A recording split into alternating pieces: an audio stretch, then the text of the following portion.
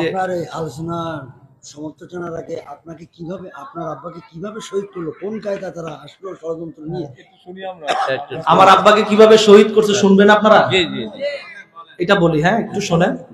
আব্বা 27শে আগস্ট 2014, দিনটা ছিল বুধবার, সময়টা ছিল আব্বা মাগরিবের নামাজ পড়ে, সবসময় আব্বার একটা অভ্যাস ছিল, আব্বা মাগরিবের নামাজ পড়ে পড়তে বসতেন, আব্বা পড়ালেখা করত। আমাদের ঘরে এই স্টেজটার সমান এরকম বড় বড়, মানে এই 3-4টা কিতাব নিয়ে এই স্টেজটার সমান হবে এরকম বড় কিতাবের ঘর আছে আমাদের। আব্বার এই কিতাবের সমস্ত কিতাবগুলো আব্বার পড়া শেষ, হাত দেওয়া হয়ে গেছে, সব কিতাব এখনো খুললে আব্বার হাতে দাগ দেওয়া কালি পাবে। আমার আব্বা খুব পড়াশোনা করতেন, তারপরেও বলতো যে পড়তে পারলাম না। আব্বারে দেখতাম খালি আফসোস করতো যে পড়তে পারলাম না, পড়তে সময় নেই, এরকম করতো, কিন্তু সব কিতাব পড়া শেষ। তা আব্বা তখন পড়তে বসছেন। আমাদের বাসায় তখন আমরা ভাইরা কেউ ছিলাম না, আমরা 4 ভাই 2 বোন। আমার সবার বড় যে ভাই, সে ভাই হচ্ছে বাংলাদেশের পররাষ্ট্র মন্ত্রণালয়ের উপসচিব, বুঝেন, ফরেন মিনিস্ট্রি অ্যাসিস্ট্যান্ট অফিসার। আমার সবার বড় যিনি ভাই, তিনি বিসিএস ক্যাডার, বর্তমানে ফ্রান্সে মন্ত্রণালয়ে আছেন আমার ভাই সরকারিভাবে। এবং আমার দ্বিতীয় যে ভাই, সে হচ্ছে হাইকোর্ট সুপ্রিম কোর্ট মাজার মসজিদের ইমাম ও খতিব, শাহান সাহেব ফুলতলি মসলকের যিনি, উনি 2 জুমা পড়ায়, আমার ভাই 2 জুমা পড়ায়, এবং তিনি ইমাম ও খতিব, ওখানে পেশ ইমামও তিনি। তারপরেরটা যিনি 3 নম্বর ভাই, সে শাহালি স্কুলের টিচার। এরপরে আমি আপনাদের দোয়ায় খেদমতের ছোট মানুষ, অল্প বিদ্যা নিয়ে একটু চলি ফিরি ঘুরি, আপনাদের দোয়ায় একটা ইমামতি করি। এই আমরা 4 ভাই 2 বোন। আমার দোনো বোন মাস্টার্স কমপ্লিট ঢাকা ইউনিভার্সিটি থেকে, দোনো বোন বিয়ে হয়ে গেছে। তা আমার ভাই বোন তখন আমরা কেউ ছিলাম না বাসায়। আমরা ভাই, বড় ভাই ছিল বিদেশে, তার কাজে, সরকারি কাজে ছিল। আমার মেজো ভাই যেটা 2 নম্বর, সে ছিল আরবে, সৌদি আরব ছিল, সেখানে ওই হাজিদের হোটেল ভাড়া করতে গেছে, আমার আব্বার হাউস এজেন্সি ছিল। এরপরে 3 নম্বর জন, সে গেছে প্রাইভেট পড়তে। আর আমিও ছিলাম কোথায় জানি, ছিলাম বাইরে পড়াশোনায় ছিলাম হয়তোবা। এই বোনগুলা সব কোচিং এ ছিল। বাসায় ছিল আমার মা, আমার নানি, আমার আব্বা, একজন মহিলা আসছিল তার মেয়েকে নিয়ে, তার মেয়ের বিয়ের জন্য দোয়া নিতে, এবং আরেকজন কাজের ছোটা বুয়া, যে বলেন আপনারা কি বলেন জানি না, ছোটা বুয়া, এটা ছিল আমাদের বাসায়। আর একজন মাত্র কিশোর ছিল, আমার আব্বার ভাতিজা, মানে আমার আপন মামাতো ভাই, 15 বছর, এই বাচ্চাটার মতো ছোট, 15 বছরের এরকম বয়স, এরকম এ ছিল। আব্বার খেদমত করতো, বইটুই এনে দিত, পানি এনে দিত। তা আব্বা মাগরিবের নামাজ পড়ে, আব্বা বলছে যে ভিতরের রুমে আম্মাকে বলছে তোমরা বসো, মহিলা আসছে মেয়েকে দোয়া নিতে। আব্বা বলছে ওনারে নিয়ে বসো, আমি একটু ভিতর থেকে পড়াশোনা করে আসি পরে।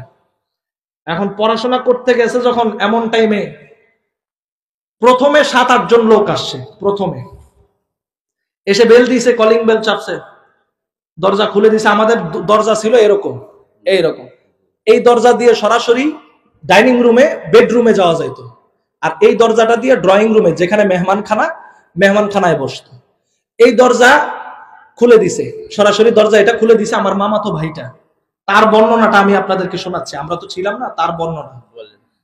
সে দরজা খুলে দিছে, 7-8 জন হুড় করে ঢুকে গেছে। তারা পরিচয় দিছে যে হাজি সাহেব, আমরা হজে যাব। কোথায় যাব? হজে যাব।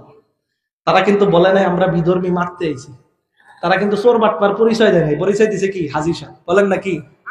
এই হাজি সাহেবেরা যত পাজি কাণ্ড করে, এই হাজি পরিচয় কি করে? পাজি কাণ্ড গুলা করে। আবার আপনাদের এলাকার হাজি বলি নাই, এখানকার হাজি মাশাআল্লাহ সব বয়োজ্যেষ্ঠ সুন্দর হাজি, আল্লাহওয়ালা হাজি। কিছু হাজি এরকম আছে না, হাজি সাইজা থাকে, ওই রকম হাজি সাজন্যা পাজি গুলা ঢুকছে। ঢুকার পরে কয়েকজন বসছে সোফায়, কয়েকজন বিছানায়, 1-2 জন দাঁড়ায় আছে। তো এরা বলতেছে যে হুজুর, আমাদের আরো কিছু লোক আছে নিচে দাঁড়ায় আছে, এরাও হজে যাবে, আপনি অনুমতি দিলে এদেরকেও ডাক দেবো। কি অমায়িক ব্যবহার! আব্বা তো, আব্বার সাথে যারা দেখছে কাছ থেকে, তারা জানে যে আমার আব্বা কেমন কমল হৃদয়ের আচরণকারী ছিল। একটা কথা বললেই বুঝবেন, আমার আব্বার একজন মাছওয়ালা, আমাদের বাসায় মাছ দিত, একজন মাছওয়ালাকে আব্বা ডাইনিং টেবিলে বসায়া, আব্বার সাথে বসায়া তিনি একসাথে খাইছে। এইরকম ছিল আমার আব্বা। এখন একজন বক্তা আনেন তো, 60,000 টাকা দিয়ে একটা বক্তা লয়ে এনে ধারের কাছে যাইতে পারবেন না, দেখেন। আর আমার আব্বা ছিল একলা চলে আসতো, একটা জ্যাকেট পরতো, যারা দেখছে তারা জানে, খুব মানে একদম সাদা সিধা একজন চলাচল করতো, এরকম মানুষ ছিল। তারা যদি বলতো গার্ড নাই আপনার, সিসি ক্যামেরা নাই, আপনার তো শত্রুর অভাব নাই, আজরাইল যেদিন আসার ওই দিন এমনি আসবে, যত কঠিন জায়গায় থাকবে। তা আব্বা বলতেছে যান ডাক দেন, ওদেরকে ডাক দেন। তো নিচের থেকে ফোন দিয়ে ডাক দিছে, হুর হুর করে আরো 6 জন লোক আসছে। এই 12-13 জন লোক, আগে 7 জন পরে 6 জন, এরা আসছে। আসার পরে এখন রুমের মধ্যে দাঁড়ায় আছে, বসার জায়গা নেই। আব্বা ওই যে ভাতিজাটা আছে মারুফ, তার বর্ণনা করতেছি। মারুফকে আব্বা বলেছে, ওর নাম মারুফ, ভাতিজাটার নাম, মানে আমার মামাতো ভাইটার নাম। আব্বা ওকে বলতেছে তুমি ভিতর থেকে চেয়ার আনো, এদেরকে বসতে দাও। ভিতর থেকে ডাইনিং টেবিলে গিয়েছে চেয়ার আনতে, চেয়ার আনতে আনতে কতটুকু সময়, 5-6 সেকেন্ড। একটা প্লাস্টিকের চেয়ার নিয়ে আসতে আসতে ভিতরে রুমের দরজা খুলে দেখে যে গলার মধ্যে চাপাটি, মাথার মধ্যে পিস্তল ধরে রাখছে, এবং সে ঢুকার সাথে সাথে তাকে ওই পিস্তলের বাট দিয়া বাড়ি দিয়া সেকেন্ডের মধ্যে তাকেও বান দিয়ে ফেলাইছে। তো তারা কোনো রশি টসি আনে নাই, তারা বান দেওয়ার ক্ষেত্রে ব্যবহার করেছে বিছানার চাদর। বিছানার চাদর নিচে কোন জায়গায় হাজি সাহেবদের জুব্বার ভিতরে গুজে গুজে, প্যান্ট শার্ট পরা লোকও ছিল, সেগুলো গুজে গুজে কোন জায়গায় অস্ত্র আনছে আমরা তো দেখিনি, আমরা তার চেক করে ঢুকাইনি। অস্ত্র বের করে চাদর কেটে কেটে ইনস্ট্যান্ট বেঁধে ফেলছে। তো আব্বার আবার ওই রুমটা ছিল এসি রুম, এসি রুমে তো সব অফ করা থাকে, বাইরে আওয়াজ শোনা যায় না কিছু, কি হচ্ছে ভিতরে। আব্বা মেহমানদের জন্য এসি লাগাইছিল, এসি ছাড়তো মেহমান আসলে। তো আব্বাকেও বেঁধে ফেলছে, তাদেরকেও বেঁধে ফেলছে, ওই মামাতো ভাইটা যে তাকেও বেঁধে ফেলছে। তো চোখে যখন বান দিছে, মামাতো ভাইটা বলতেছে আমি চোখের নিচ দিয়ে একটু একটু দেখি। অনেক সময় যাদের চোখ একটু ভিতরে শুকনা মানুষ, তাদেরকে চোখে বান দিলে একটু দেখা যায় নিচে দিয়া, খেয়াল করবে। তো এরকম নিচে দিয়ে একটু একটু দেখছে। তো বলতেছে আমি দেখলাম যে ফুফা, মানে আব্বার কথা বলতেছে, যে ফুফা বলতেছে যে তোমাদের কি লাগে সব নিয়ে যাও, ওইখানে চাবি আছে, ঘরে আলমারি আছে, নিয়ে যাও। আর তোমরা কি উদ্দেশ্যে আসছো সেটা বলো। বলে আজকে তোমার শেষ দিন, তুমি দোয়া কালাম পড়তে থাকো, তুমি যে বেদাত করো এই বেদাতের মজা বুঝাই দিতে আসছে। আচ্ছা বলেন তো, আপনার সাথে আমার মতের বিরোধ হইলে কি আপনি আমাকে মেরে ফেলবেন? এইটার নাম ইসলাম? এইটার নাম মানবতা? এরকম করলে কি মানব জাতি বসবাস করতে পারবে? মানুষের সাথে মানুষের মতের বিরোধ থাকতেই পারে, মানুষের সাথে মানুষের পছন্দ অপছন্দ থাকতেই পারে, তাই বলে কি একজন একজনকে প্রাণ নিয়ে নিবে? ওমান কুতিলা মাজলুমান ফাকাদ জাআলনা লিওয়ালিহি সুলতানা। আল্লাহর দেওয়া হুকুম অনুযায়ী তাদেরকে যদি বিচারের কাঠগড়ায় দাঁড়া করানো হয়, আমরা যদি দেখি আমাদের ক্ষমতা আছে, আল্লাহ আমাদেরকে ক্ষমতা দিয়েছে যে প্রাণের বদলা প্রাণ আমরা নিতে পারবো। কোরআনে এটাও বলা আছে, যে ব্যক্তি অন্যায়ভাবে একটা নফসকে হত্যা করলো, একটা প্রাণকে হত্যা করলো, সে যেন গোটা মানব জাতিকে হত্যা করলো। তাহলে আব্বাকে তারা বলতেছে তুই যে বেদাত করস, তোর বেদাতের মজা বুঝাই দিব, আজকে তোর শেষ দিন, তুই দোয়া পড়। আব্বা তখন বুঝে গেছে। এই 12-13 জনের ভিতর থেকে 5-6 জন হুড় করে ভিতরের রুমে চলে গেছে, যেখানে মহিলারা ছিল। তাদেরকে তাৎক্ষণিক অল্প সময়ের মধ্যে তাদেরকেও বেঁধে ফেলছে। আমার নানি, ওই মহিলা, তার মেয়েকে, আমার মাকে, সবাইকে বেঁধে ফেলছে। তো সবাইকে যখন বেঁধে ফেলছে, বেঁধে সমস্ত লুটপাট যা করার করছে, করার পরে আব্বাকে খুব মারধর করেছে। আব্বার হাত পিছনে বাঁধ দিতে চাইছিল, এইভাবে পিছনে। তো আব্বা আমেরিকা থেকে আসছিল, তো আব্বার হাতটা আমেরিকায় অ্যাক্সিডেন্ট করছিল, গাড়ি অ্যাক্সিডেন্ট, তখন হাতটা এখানে ভাঙা ছিল, হাত পিছনে যাইতো না। তা আব্বা বলছে বাবা আমরা আর কষ্ট দিস না, তোরা আমার হাতটা সামনের দিকে বাঁধ। তো আব্বা বলছে, পরে হাতটা সামনের দিকে বাঁধছিল এভাবে। তো আব্বাকে অনেক গালিগালাজ করছে, অনেক মারধর করছে। আমার মামাতো ভাই একটু ছুটার চেষ্টা করছে, যখন তাকে অনেক জোরে জোরে মারছে, এবং তাকে যখন প্রথম জবাই করতে চাইছিল তাকে, তো আমার আব্বা যখন এটা দেখছে বলছে ওরে তোমরা জবাই করো না, ও আমার ছেলে না, আমার ছেলেরা কেউ বাসায় নেই। ওরা মনে করছিল যে আমার মামাতো ভাইটা বোধহয় মানে ছেলে, আমাদের আপন ভাই বোধহয়। এটা ভাইবা ভাবছে বংশ শেষ করে দিই। এই ইয়াজিদের গোষ্ঠী, ইয়াজিদের রক্ত যেখান দিয়ে আইছে, এই উমাইয়ারা আজীবন রসুলের বংশ জবাই করছে, আজীবন রসুলের বংশ জবাই করছে। এরা আজীবন এই একবার উমাইয়া একবার আব্বাসীয়, একবার উমাইয়া একবার উমাইয়ারা বেশি অত্যাচার করেছে। এই যে যারা রসুলের বংশ জবাই করলো, এদেরকে আমরা বগলে নিয়ে ঘুরি, এদের মহাব্বতের চর্চা করি, এদেরকে আমরা জলিলুল কদর বানায় দিই। এদের গোষ্ঠী হচ্ছে এরা, যারা হক কথা বলনেওয়ালা মানুষদেরকে টার্গেট করে করে এদেরকে জবাই করে। এই জঙ্গি গোষ্ঠী বাংলাদেশে আছে না নাই? আছে। এই জঙ্গিরা, এরা যখন আব্বা বলছে একে জবাই করে নেই আমার ছেলে না, তখন ওকে ছেড়ে দিছে, মাইরা মুইরা আহত করে ছেড়ে দিছে। সে বলতেছে আমি দেখলাম যে আমার ফুফারে মারতে মারতে টেনে হেসরে মাঝখানের রুমে নিয়ে যাচ্ছে, যেই রুমটার মধ্যে আমরা ডাইনিং এ খানা খাইতাম, ওই রুমটাই নিয়ে যাচ্ছে। ওখানে নিয়ে এরপরে তো আর সে কি হয়েছে দেখে নাই, ওকে তো হাত পিছনে বান দিছে, হাত আর পাও একসাথে পিছন দিকে বান দিছে। ওদের বানটা ছিল খুব নির্মম, এবং মুখের মধ্যে এত বড় করে কাপড় ঢুকাইছে, ঢুকাইয়া যাইতে ঠাইসা ঢুকাইয়া আবার মুখের উপর দিয়ে বান দিছে, চোখে বান দিছে, খুবই নির্মম ছিল। মানে এরা 1400 বছর পরের ইয়াজিদের গোষ্ঠী আর কি। মানে আমার ইমামে হোসেন পাক আলাইহিস সালাম, ওনাকে তো অবর্ণনীয় কষ্ট দিছে, ওই কষ্টের তুলনাতে এটা কিছুই না, এটা তুচ্ছ এক চুল পরিমাণ। আসলে আব্বার জীবন সার্থক, যে এই হোসেন করতে করতে আব্বা চলে গেছে। আমরা এরকম পারবো কিনা জানি না, দোয়া করি আল্লাহ আমাদেরকে ওই পথে রাখুক। আপনাদের কাছে দোয়া চাই। আব্বাকে মাঝখানের রুমে যখন নিয়ে গেছে, নিয়ে যাওয়ার পরে আব্বা, আমার মামাতো ভাই বললো আমি দেখলাম যে ফুফার আওয়াজ শোনা যায়, কলমা পড়তেছে।